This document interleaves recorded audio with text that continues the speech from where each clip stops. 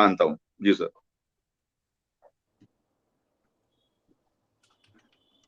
Sir I think आपका mute है mic.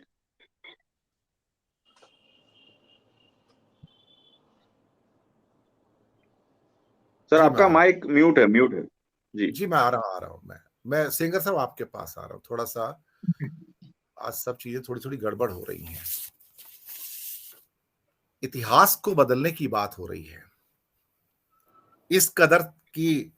अब वैदिक इरा से प्री वैदिक इरा की बात हो रही है, और वो इंटरव्यूज में भी बात हो रही है। आपको यकीन नहीं आएगा, अब ये कहा जाने लगा है कि ये सिंधु घाटी की सभ्यता नहीं है सेंगर साहब, ये हिंदू घाटी की सभ्यता है। ये मोहनजोदड़ो और जो हड़प्पा की सभ्यता है, इसे सिंधु घाटी की सभ्यता नहीं कहा जा रहा है, इसे कहते हैं ये हिंदू घाटी की सभ्यता है। तो अब ये प्री वैदिक एरा में जा रहे हैं, क्योंकि इन्हें एप्रोप्रिएट करना है। इतना अपने पास तो कुछ है नहीं। इवन वैदिक एरा में भी हिंदू शब्द तो था नहीं। हिंदू शब्द तो बहुत बाद में आया हुआ शब्द है, ईडी का शब्द है वो तो सारा का सारा। दूसरा, सुप्रीम कोर्ट के द्वारा प्लेसेस ऑफ वर्शिप एक्ट, जिसकी वो खुद तारीफ करते हैं कि फाइनेस्ट एक्ट है राम जन्मभूमि एक्ट जजमेंट के अंदर, उसके ऊपर दोबारा से सारी परिचर्चा शुरू होती है। और उसके परिचर्चा को आगे बढ़ाने वाले कौन है?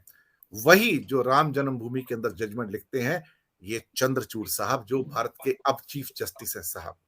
तो जो कहने और करने में, कथनी और करनी में जो फर्क आ रहा है, वो बहुत कुछ है। तीसरी इशू मैं एक एक करके लूंगा सेंगर साहब। जमाते इस्लामी बांग्लादेश का हार्डकोर साहब, किस दिन शेख हसीना चली जाएंगी और जिस दिन बीएनपी आएगी और जमाते इस्लामी आएगी, आप देखिएगा क्या कंडीशन होगी। 1.5 करोड़ हिंदू हैं, अभी से बहुत अटैक होते हैं, बाद में क्या हाल होगा? सेंगर साहब। दिनेश जी, आपने हमारी प्रस्तावना में जो चिंता व्यक्त की, हमारे जो पैनल के साथी हैं उन्होंने रखा। दरअसल संघ का जो संघ के जो प्रमुख हैं उन्होंने जो बात रखी है, तो कम से कम मुझे तो हैरानी नहीं हो रही है। असल में संघ भी अब जो है अपने असली रूप में आ रहा है। अब उसके 100 साल पूरे होने जा रहे हैं अभी 2 साल बाद। तो संघ का जो एजेंडा था, जो कि हिंदुत्व राष्ट्र का, और एक उनका अपना एक सपना था, तो मुझे लग रहा है कि उस ओर वो थोड़ा सा बेचैन है, क्योंकि अभी उनको काफी दूर लग रहा है। उनको अब ये भी विश्वास नहीं हो रहा कि तमाम सारी चीजें करने के बाद, लोक लाज को ताक में रखने के बाद भी सारे हिंदू, जैसा कि आपने कहा कि अगर सब मिला लें तो 20-22 करोड़ से ज्यादा हिंदू उनके साथ नहीं आ पा रहे हैं। सारे हथकंडे अपना लिए, तो अब क्या करें? अब उन्होंने पूरा वो जो संकेत दिए हैं मोहन जी ने, कि रौद्र रूप दिखाने का, कि ये इसकी जो प्रतिक्रिया है वो स्वाभाविक है, वो रौद्र रूप होगा। रौद्र रूप तो हम इन सालों में बहुत देख चुके हैं, और पूरा देश दुनिया के सामने शर्मसार हो चुका है।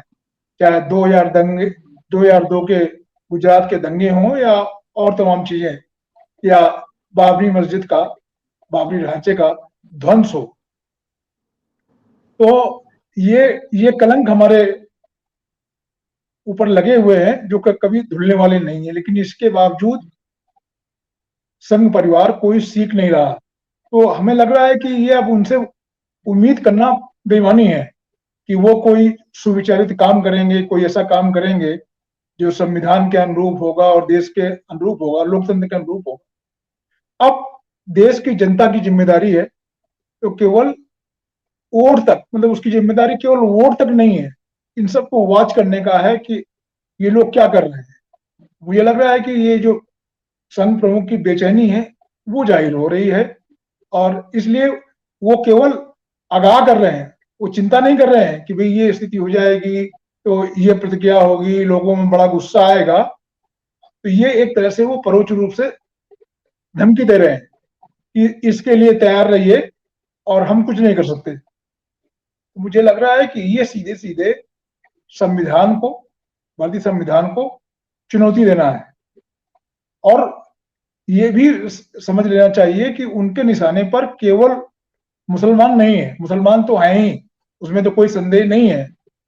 उसमें हम आप जैसे वो हिंदू जो संविधान में विश्वास करते हैं, लोकतंत्र की मर्यादा में विश्वास करते हैं, उनके सबसे बड़े दुश्मन है। सबसे जो पहला टारगेट उनका वो लोग हैं। वो कहें भले नहीं, लेकिन सब जगह उनके लोग, तो उन्हीं को वो टुकड़े टुकड़े गैंग और जो है शहरी नक्सल और ग्रामीण नक्सल क्या क्या बोलते रहते हैं। इसमें हमारे प्रधानमंत्री जी भी पीछे नहीं रहते हैं। तो मोहन भागवत उसी बात को आगे बढ़ा रहे हैं और वो अपने कार्यकर्ताओं को, अपने समर्थकों को ये संकेत दे रहे हैं कि अब खुलकर हो जाए।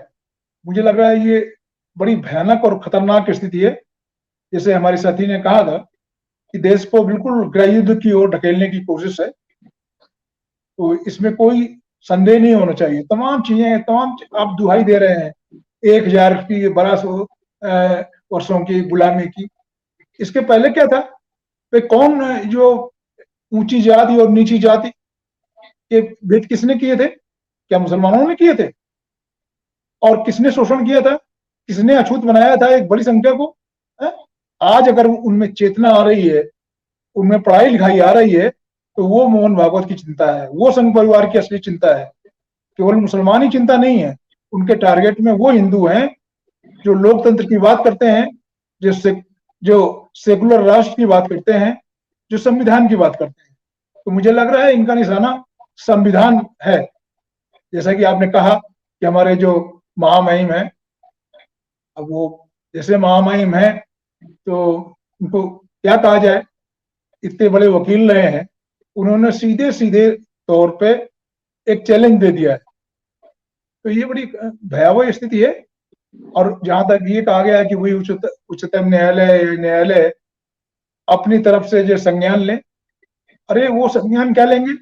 तो उनके सामने जो मामले आते हैं संज्ञान के लिए, उसमें तो वो हिम्मत नहीं दिखा पाते। सच बात ये है कि कुछ जज आ जाते हैं, जैसे कि इसमें जो मुख्य न्यायाधीश हैं, तो एक थोड़ी उम्मीद जगती है। लेकिन हम देख क्या रहे हैं कि वो ऑब्जेक्शन में बड़ी बड़ी बातें तो करते हैं, लेकिन जब फैसले देते हैं तो कुछ वो जो उम्मीद होती है वो भी मुझे लग रहा है कई बार बुझ जाती है। स्थिति है ये सीधे संविधान को चैलेंज करना है। और जो भागवत जी जो कह रहे हैं, उनके संकेत तो बिल्कुल देश तोड़ने के हैं। और मुझे लग रहा है कि राहुल गांधी ने जो यात्रा की या जो नारा दिया कि भारत जोड़ने की, तो मुझे लग रहा है कि सचमुच भारत की एकता के लिए बहुत बड़ा खतरा है। तो और क्योंकि सत्ता का साथ है, तो वो मनमानी पे उतारू हैं। और मुझे लग रहा है चाहे वो मोदी जी की सत्ता हो, चाहे संघ की सत्ता हो, दोनों एक दूसरे के पूरक हैं। वो रूप बदलते हैं, अलग अलग रूप में आ जाते हैं, लेकिन उनका उद्देश्य वही है। और वो बिल्कुल लोकतंत्र विरोधी है और वो सेकुलरिज्म के खिलाफ है। ये खतरा पूरे देश को अच्छी तरह समझ लेना चाहिए, इसमें कोई कंफ्यूजन नहीं होना चाहिए। वो कंफ्यूजन जो फैलाते हैं वो जानबूझकर फैलाते हैं ताकि लोग भ्रमित हों। वो भ्रमित नहीं है, ये हमको मानना चाहिए। उनका एजेंडा साफ है, उनकी मंजिल साफ है। अगर हम नहीं चेते, लोग नहीं चेते, नागरिक समाज नहीं चेता, तो खतरा